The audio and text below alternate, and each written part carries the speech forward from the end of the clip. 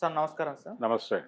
Sir Sugali ప్రీతి case మేము దర్యాప్తు చేయలేమని చెప్పేసి సీబీఐ వాళ్ళు కోర్టుకైతే ఒక నివేదిక సమర్పించుకున్నారు సార్. ఇప్పుడు దీని పట్ల పవన్ కళ్యాణ్ గారి పైన కొన్ని విమర్శలైతే వస్తున్నాయి సార్. ఎందుకంటే ఈయన 2019 ఎలక్షన్స్ ప్రచారంలో భాగంగా అండ్ 2024 ఎలక్షన్స్ ప్రచారంలో భాగంగా ఈయన ఒక హామీ అయితే ఇచ్చారు. సుగాలి ప్రీతి కేసుని నేను సాల్వ్ చేసేలా ఆ దిశగా అడుగులు వేస్తాను. వాళ్ళ ఫ్యామిలీకి న్యాయం చేస్తానని చెప్పేసి.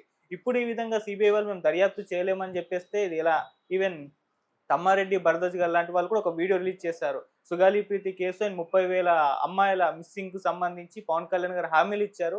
ఇంకా నెరవేర్చట్లేదు ఎందుకు అని చెప్పేసి ఒక క్వెషన్ చేస్తున్నారు సార్. మరి దీని పట్ల మీ ఒపీనియన్ ఏంటి సార్? అంటే పవన్ కళ్యాణ్ ఇచ్చిన హామీలు నిలబెట్టుకుంటున్నాడా లేదా అనే యాంగిల్‌లో చూస్తే ఆయన ఏమన్నా మాట్లాడాడా? అంటే ఈ మధ్య ఒక మాట మాట్లాడాడు ఆయన. అంటే ఆడపిల్లల భద్రత అనే దానిలో ప్రభుత్వ బాధ్యత ఎంతవరకు ఉండాలి, ఎంతవరకు ఉంటుంది.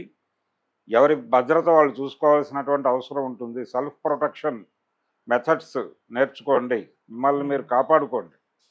అంటే ఆయన ఎవరో వస్తారని, ఏదో చేస్తారని ఎదురు చూడకండి అని గెలిచేసిన తర్వాత మాట్లాడుతున్నాడు. గెలవక ముందు ఈ ప్రపంచంలో ఉన్న సమస్యలన్నీ నేను మాత్రమే పరిష్కరిస్తాను అని మాట్లాడాడు. గెలిచేసిన తర్వాత మీ చావు మీరు చావండి అంటున్నాడు. ఇది ఎలా కరెక్టు? అక్కడ గొడవ అవుతోంది. ఆయన మొదటి నుంచి ఇదే స్టాండ్ మీద ఉండుంటే ఇప్పుడు సుగాలి ప్రీతి కేసు ఈ రోజుది కాదు, 2017లో జరిగింది అది. అప్పుడు అధికారంలో ఉన్నది వీరిప్పుడు మోస్తున్నటువంటి చంద్రబాబు నాయుడు గారే ముఖ్యమంత్రి. అప్పుడు వారి నాయకత్వంలోనే, వారి నేతృత్వంలోనే జరిగిన కేసు అది. అప్పుడు ఆ అమ్మాయి సూసైడ్ అన్నారు, కానీ శరీరం మీద గాయాలు ఉన్నాయన్నారు. సూసైడ్ అని చెప్తున్నారు కానీ ఆ ఫ్యాన్ రెక్కలు యాజ్ ఇట్ ఈజ్గా ఉన్నాయి, హ్యాపీగా బాగానే ఉన్నాయి. ఆ యాజమాన్యం తాలూకా పిల్లల్ని అరెస్ట్ చేశారు. వాళ్ళు బెయిల్ మీద రిలీజ్ అయిపోయారు.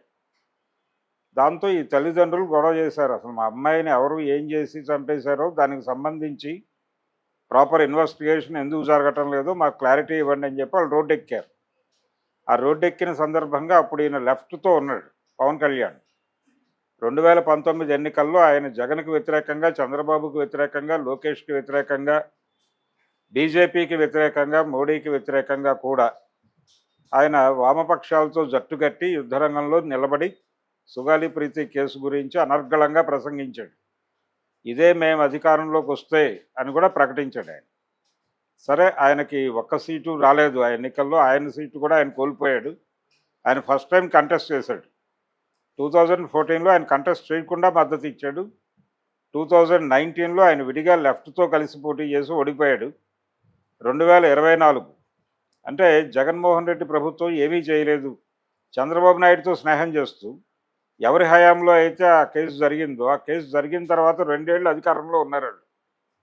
ఆ 2 ఏళ్లలో వాళ్ళు ఏమీ చేయలేదు అనే మాట మర్చిపోయి 2019లో అధికారంలోకి వచ్చినటువంటి జగన్ ఏం చేయలేదని గొడవ చేయడం మొదలెట్టి నేను అధికారంలోకి వస్తే అని మళ్ళీ పాత స్టేట్మెంట్నే రివైవ్ చేశాడు.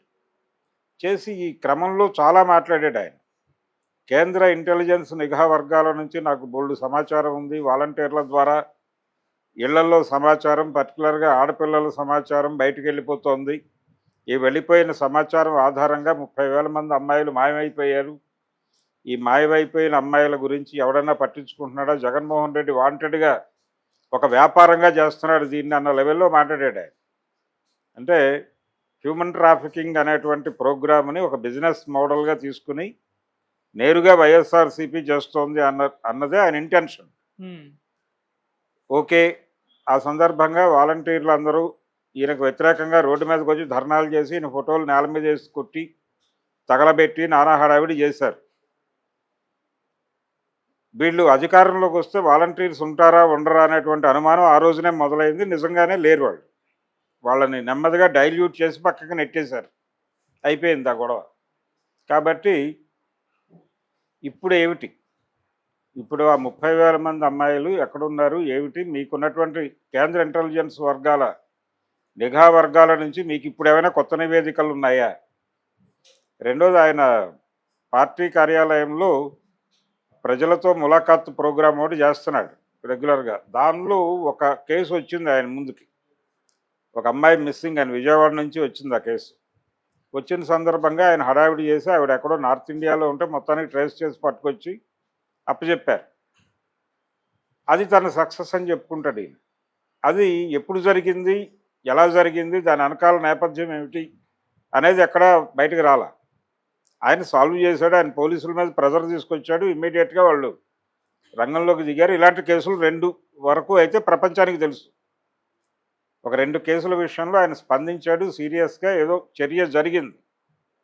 కానీ 30,000కి 2 కేసులకి లింక్ దొరకదు.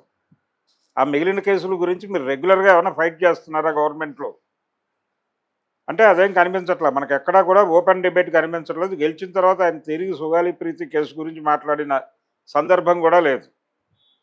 ఇప్పుడు ఆయన ఈ సిబిఐ వాళ్ళు చేతులు ఎత్తేసిన సందర్భంగా అంటే దీనికంటే ముందే ఆయన ఈ స్టేట్మెంట్ ఇచ్చాడు. ఏది, ఎవరి ప్రొటెక్షన్ వాళ్ళు చూసుకోవాలి, మీ ఆత్మరక్షణ గురించి మీరు పనిచేయండి, మీరు దృష్టిలో పెట్టుకోండి, ఎవరో వస్తారని ఏదో చేస్తారని ఎదురు చూసి మోసపోకుమా అని భూమి కోసం సినిమాలో ఘంటసాల గారు పాడతారు. ఆ పాటను మళ్ళీ పాడుతున్నాడు ఈయన ఇన్ని సంవత్సరాల తర్వాత. 70ల ప్రారంభంలో వచ్చిన పాట అది. ఆ పాటను ఇప్పుడు పాడుతున్నాడు ఈయన. ఎవరో వస్తారని ఏదో చేస్తారని ఎదురు చూసి మోసపోకుమా అని చెప్పి ఎదురు నిలిచి నీ యుద్ధం నువ్వే చేసుకో అని చెప్తున్నాడు ఈయన. ఇది మాకు తెలియదా అని చెప్పి జనం మాట్లాడుతున్నారు. మాకు తెలుసు కదా, నువ్వేదో చేస్తాను అన్నావు కాబట్టి నిన్ను గెలిపించుకున్నావు, నువ్వేమో ఇప్పుడు మీ చావు మీరు చావండి అంటున్నారు. ఇది ఎలా కరెక్టు అని చెప్పి రేపు పొద్దున్న జనాలు నిలదీసే పరిస్థితి తెచ్చుకుంటున్నాడు ఆయన. అంటే ఆయన చేతుల్లో ఏమీ లేదు అనే ఇంప్రెషన్ ఇవ్వడానికి ఏదైనా ట్రై చేస్తున్నాడా అంటే దీన్ని రకరకాల కోణాల్లో చూడాల్సి ఉంటుంది.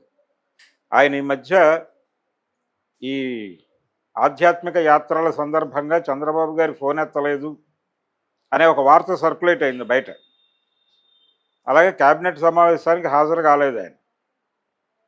ఏదైనా వీళ్ళ మధ్య డిస్ప్యూట్ వచ్చిందా, అందుకని ఆయన తెలుగుదేశం ప్రభుత్వాన్ని బ్లేమ్ చేయటం కోసం ఈ కేసులు ఏవి కూడా వాళ్ళు సాల్వ్ చేయట్లేదు అని చెప్పి వీటి ప్రాతిపదికన ఏదైనా బయటకు వచ్చే ప్రోగ్రామ్ ఏమైనా చేసుకుంటున్నాడా, తను ఎగ్జిట్ కోసం ఇవన్నీ డిజైన్ చేస్తున్నాడా పవన్ కళ్యాణ్ అనే సందేహం వచ్చేలాగా ఆయన ప్రకటన ఉంది.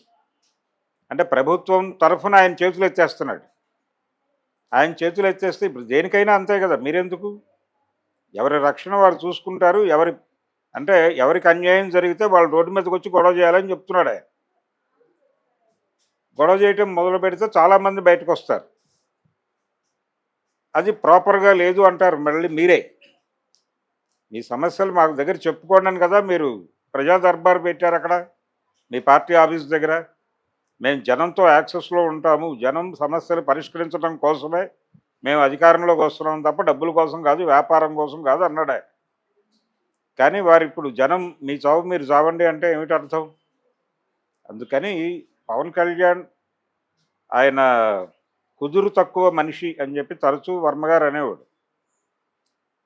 ఆ రోజుల్లో ఆయన రాజకీయాల గురించి యాక్టివ్గా మాట్లాడుతున్న రోజుల నాటి ప్రకటన. ఇప్పుడు ఆ అభిప్రాయాలు మాట్లాడకూడదు అనుకుంటున్నారు కాబట్టి ఇప్పటి వర్మ కాదు, అప్పటి వర్మ గారు తరచూ ఈ మాట మాట్లాడేవాడు. ఎందుకు పవన్ కళ్యాణ్ అంటే మీకు ప్రాబ్లం అంటే ఆయన ఇన్కన్సిస్టెన్సీ అనేవాడు.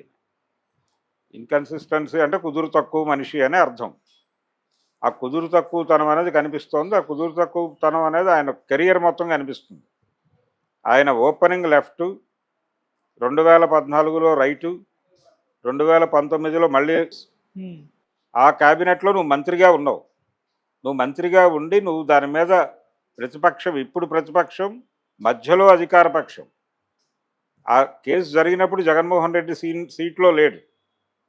జగన్మోహన్ రెడ్డి 2019లో సీట్ ఎక్కాడు. మధ్యలో 2 ఏళ్ళు చంద్రబాబు గారి పాలనలో ఏం జరిగింది అనే దాని గురించి మీరు ఏమైనా ఎంక్వైరీ చేశారా? దాని గురించి ఏమైనా మాట్లాడారా పబ్లిక్ డొమైన్లో? మాట్లాడలేదు కదా.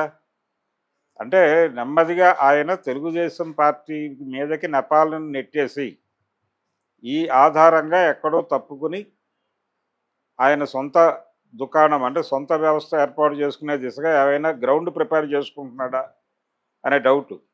ఇప్పుడు ఆల్రెడీ 8 నెలలు 9 నెలలు అయిపోయింది వాళ్ళు అధికారంలోకి వచ్చి.